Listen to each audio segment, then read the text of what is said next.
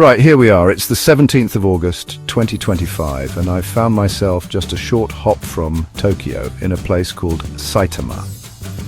The reason for this pilgrimage is not, as you might expect, a particularly obscure type of artisanal pickle or a factory that makes only left-handed teapots.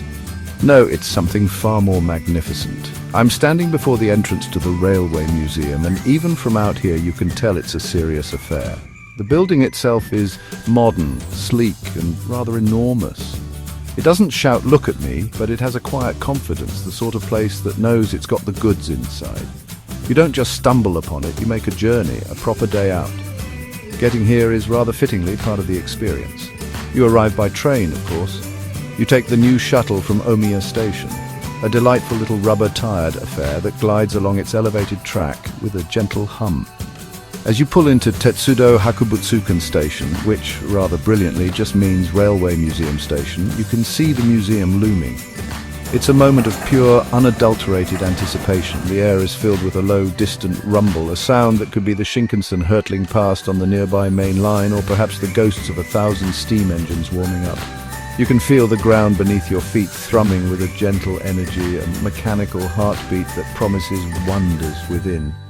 The walk from the station platform to the museum entrance is a short one, but it's a corridor of pure excitement. You're funneled along a walkway that offers tantalizing glimpses of the treasures inside. To your left, you might spot the unmistakable nose of an early-generation bullet train peeking out from behind a pane of glass. To your right, the polished brass and deep green livery of a steam-era carriage. It's a masterclass in building suspense.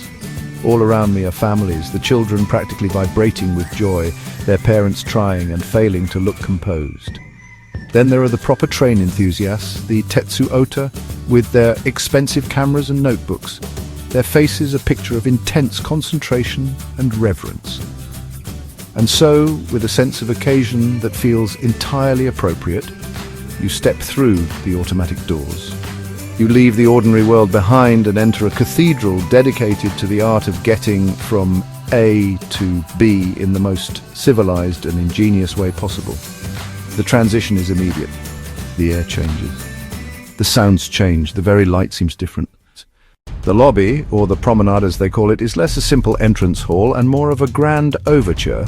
It's a vast, light-filled space with a soaring ceiling, and the first thing that hits you isn't a sight, but a sound.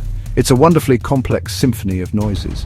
There's the gentle, rhythmic clack, clack, clack of a model railway running on an overhead track, a sound that instantly transports you back to childhood Christmases. Beneath that is the happy chatter of 100 different conversations, the excited squeals of children, and the low, respectful murmurs of the more serious enthusiasts. Visually, it's just as impressive. Your eyes are immediately drawn to the floor, where a full-scale, beautifully detailed map of Japan's railway network is laid out. It's not just a map, it's a statement.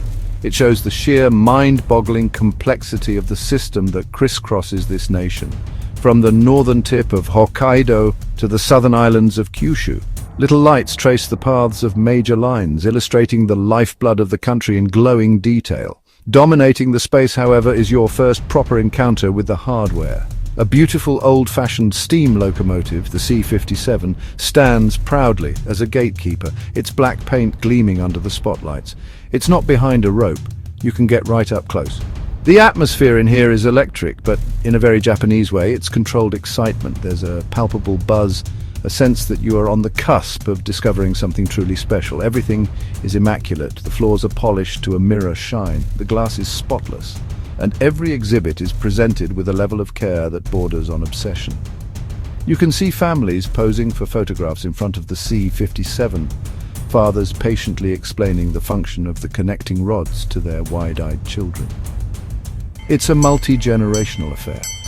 A place where grandparents can share memories of the trains of their youth with youngsters who have only ever known the silent efficiency of the modern Shinkansen. You know, the first thing you notice when you walk into a place like the Railway Museum in Saitama isn't a train. It's not the scale, or the steel, or the sheer size of the hall. It's the faces. You see a grandfather, his eyes crinkling at the corners as he points out a locomotive from his boyhood.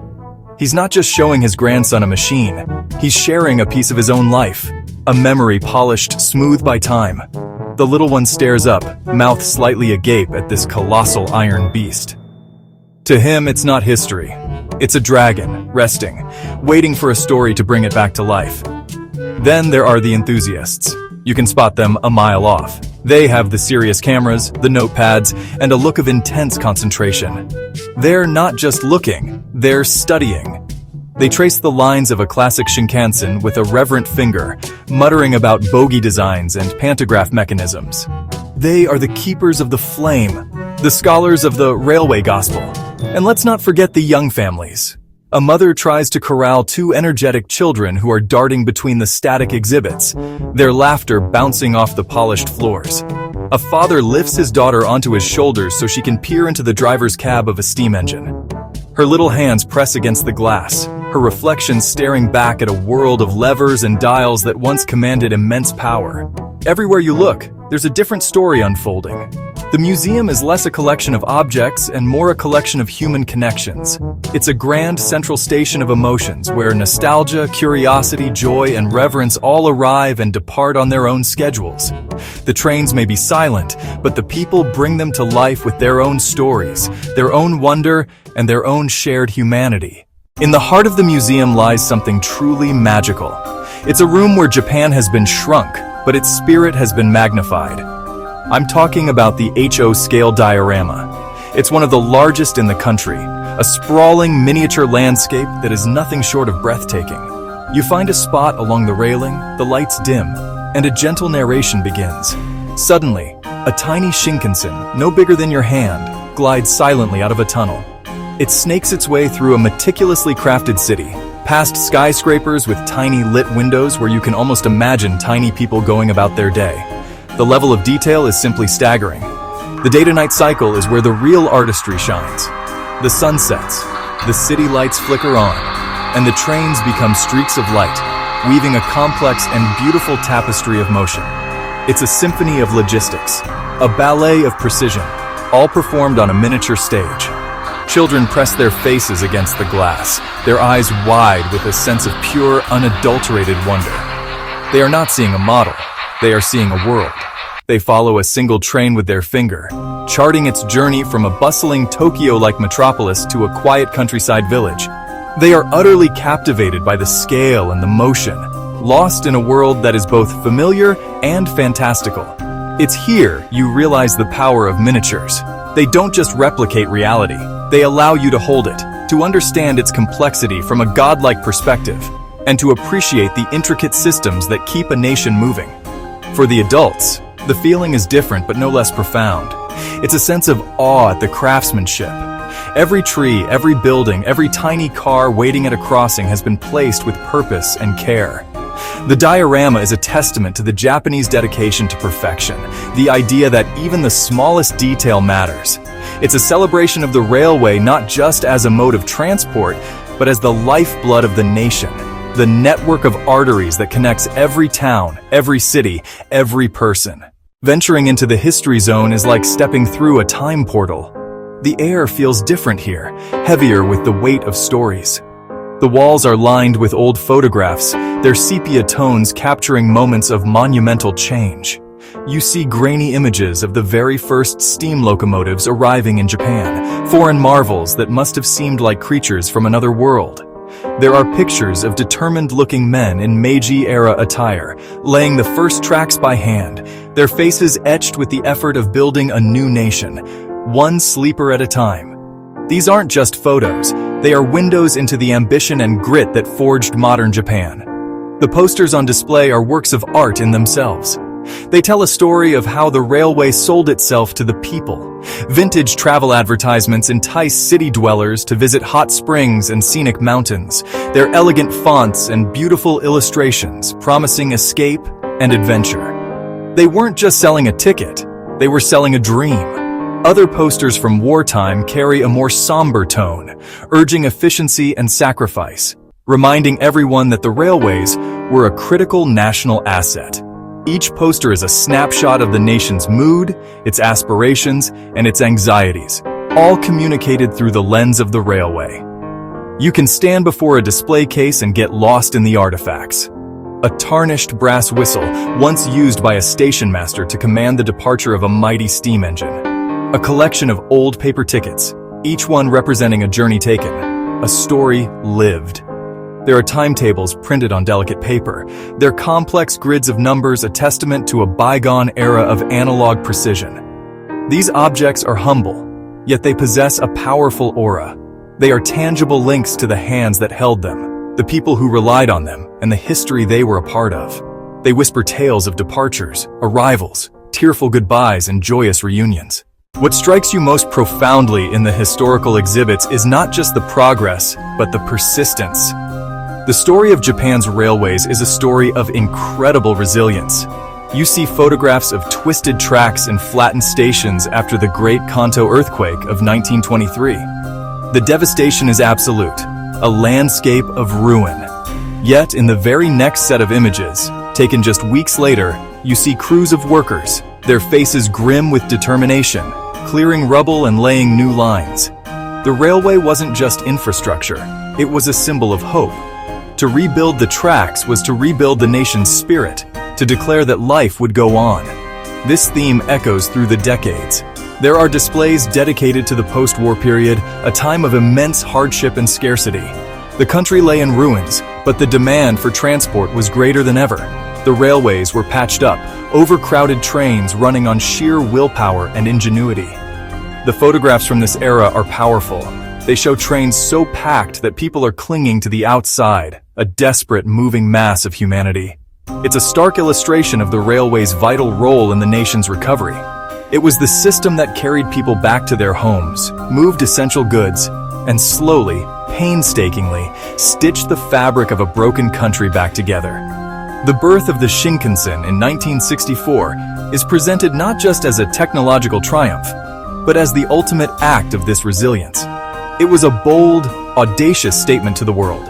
Japan, a nation that had been devastated less than 2 decades earlier, was now unveiling the fastest train on the planet, just in time for the Tokyo Olympics. The Shinkansen was more than a train. It was a symbol of Japan's miraculous economic recovery and its re-emergence onto the world stage. It represented a future-focused optimism, a belief in technology and human potential to overcome any obstacle. Seeing the original Series 0 bullet train here, you feel the weight of that historical moment. This narrative of resilience is what gives the museum its soul. If the main hall is a cathedral of history, then, the learning hall is really a laboratory of discovery. This is where the magic of the railway is deconstructed and explained, and it's primarily designed for the museum's youngest visitors. The room, honestly, just buzzes with a different kind of energy. The sound of excited chatter, clicking buttons, and those triumphant cries of "I did it!" It's a hands-on paradise where complex physics and engineering principles are turned into intuitive, engaging games. The genius of it is that the children are learning fundamental science without even realizing it. They're just having an enormous amount of fun. One of the most popular exhibits allows kids to build a simple electrical circuit to power a model train. They connect wires to a battery and a motor, and when the little train whirs to life, their faces just light up with a mixture of surprise and pride. It's a direct, tangible lesson in how electricity works. Nearby, another interactive display demonstrates the principles of friction. Children can push a model train car along different surfaces: smooth metal, rough wood, and a magnetic levitation track. They can feel the difference in resistance, learning firsthand why maglev trains are so incredibly fast and efficient. It's science made simple, immediate, and memorable. You see children gathered around a large, transparent model of a steam engine. By turning a crank, they can watch the pistons move, see how the wheels are connected by rods, and understand the basic mechanics of steam power. The exhibit strips away the intimidating metal casing and reveals the elegant rhythmic dance of the machinery inside. It demystifies the technology, making it accessible and, honestly, just fascinating. The designers of this space understood a fundamental truth. The best way to inspire the next generation of engineers and scientists is to let them touch, play, and experiment. This section is a brilliant testament to the museum's forward-looking vision. It's not just about preserving the past, it's about investing in the future. By sparking a child's curiosity about how a train works, you might be lighting the fuse for a lifelong passion. You could be looking at a future train designer, a civil engineer who will build the next great bridge, or a physicist who will develop a new form of propulsion. The learning hall is a seedbed of inspiration, cleverly disguised as a playroom. It ensures that the legacy of Japan's railway innovation won't just be remembered, it will be continued. Outside, in the museum's sun-drenched courtyard, is one of its most charming attractions, the mini Shinkansen ride. These are not just simple go-karts painted to look like trains. They are detailed, scaled-down replicas of famous Shinkansen models, from the classic Hayabusa to the sleek Komachi. They run on a proper miniature track that winds its way through a pleasant landscaped park area. The experience is wonderfully authentic. There's a small platform, a uniformed attendant who blows a whistle, and the gentle humming sound as the miniature train pulls away from the station. For a few minutes, every passenger gets to be a bullet train driver. The real joy of this attraction is watching the families. A young boy, maybe 4 or 5 years old, sits at the controls, his hands gripping the lever with intense seriousness. His father sits behind him, his arm protectively around his son, but his own face is lit up with a smile just as wide. In that moment, they are sharing something special. It's a simple ride, but it's a powerful bonding experience. It's a chance for a parent to share their own fascination with these iconic trains and see that same wonder reflected in their child's eyes. The memory of that shared journey will last far longer than the ride itself. This little ride is more than just a bit of fun. It's a brilliant piece of emotional engineering. It takes the abstract concept of the mighty Shinkansen and makes it personal and accessible. You are no longer just looking at a train in a hall, you are part of it. You feel the gentle sway as it goes around a bend. You hear the click-clack of the wheels on the track, and you see the world, or at least the courtyard, whiz by. It connects the visitor to the railway experience on a visceral level, creating a tangible memory that is both joyful and endearing. As the mini-train pulls back into the station, the passengers disembark with beaming faces. The children are buzzing with excitement, chattering about their adventure, already asking to go again. The parents look relaxed and happy, having created a perfect holiday snapshot in their minds. The mini Shinkansen ride encapsulates the museum's philosophy perfectly. It understands that the love for railways is built on emotion and experience. It's not enough to just show people the history. You have to let them feel the joy. And there is no purer joy than the simple pleasure of riding a train, no matter how small. Tucked away in a quieter part of the museum is a section dedicated to the people who make the railways run. It's an exhibit that pays homage to the human element behind the machines.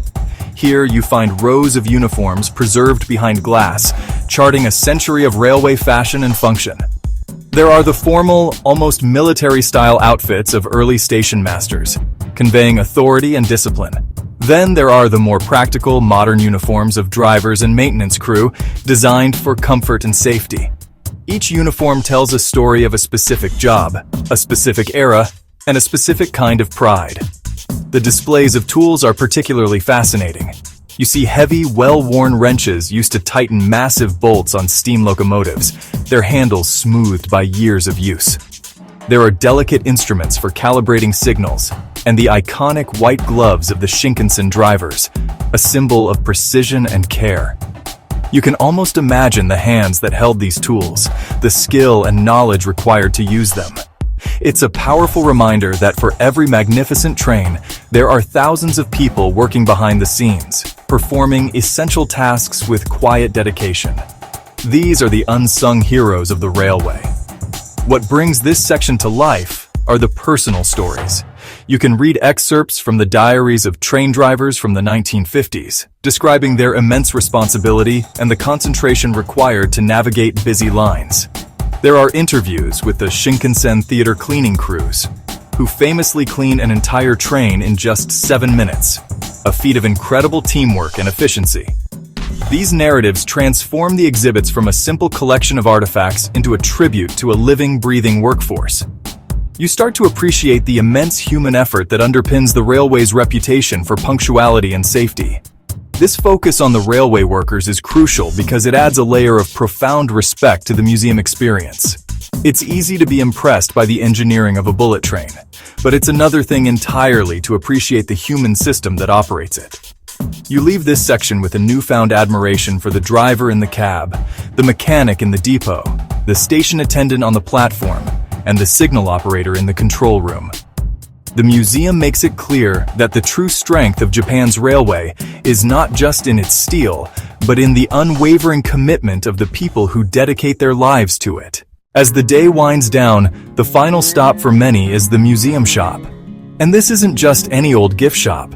It's an extension of the museum itself, a place where the history and passion for railways are transformed into tangible keepsakes. The shelves are a treasure trove for enthusiasts and casual visitors alike.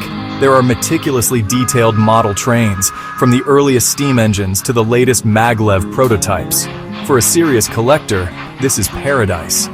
But the real charm lies in the smaller, more personal mementos that connect you directly to the experience you've just had. You see children clutching plush toys shaped like the Hayabusa Shinkansen, a soft and cuddly version of the metal giant they admired in the main hall.